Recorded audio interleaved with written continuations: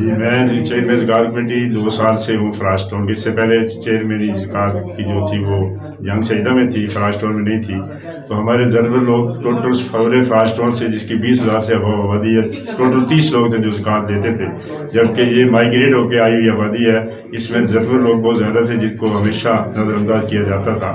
तो अल्हम्दुलिल्लाह PTI की गवर्नमेंट आने के बाद 2 साल कबल 2020 में मुझे चेयरमैन बनाया गया और आज अल्हम्दुलिल्लाह 184 ख़ानदान है जिनको मैं माना 1,000 रुपया माना जो गुजारा अलाउंस है वो अल्हम्दुलिल्लाह मैं कंटिन्यूस दे रहा हूँ, जो कि मैं इससे कबल 9 किस्तें जो है अपने लोगों को दे चुका हूँ। 184 खानदान जो है वो इससे मुफीद हो रहा है। इसमें जो बैतुल माल की तरफ से इस वक्त जो इस्ताक फार्म होता है इलाज के लिए हॉस्पिटल का, वो मेरे पास जितने लोग आए अल्हम्दुलिल्लाह 190 200 के तकरीबन इतने लोग मेरे पास आए 2 साल में।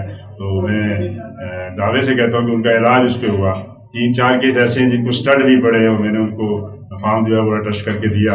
उसके अलावा एक शुगर का हॉस्पिटल है बारागांव में, तो मैंने देखा नहीं है लेकिन उसके फार्म मेरे पास आते हैं, तो मैं उनको फिलअप करके टेस्ट करके अपनी स्टेप लगा के देता हूँ। उनका इलाज वहाँ से हो रहा है। उसके अलावा जेस फंड के मद में मैंने इससे पहले जो केस भेजे थे 6-8 केस थे वो अल्हम्दुलिल्लाह उन तक पहुँच गए और आने वाली गवर्नमेंट ने उसको, इस वक्त गवर्नमेंट है मौजूदा वफाक में, तो उसको बंद किया हुआ है, वो है नहीं है।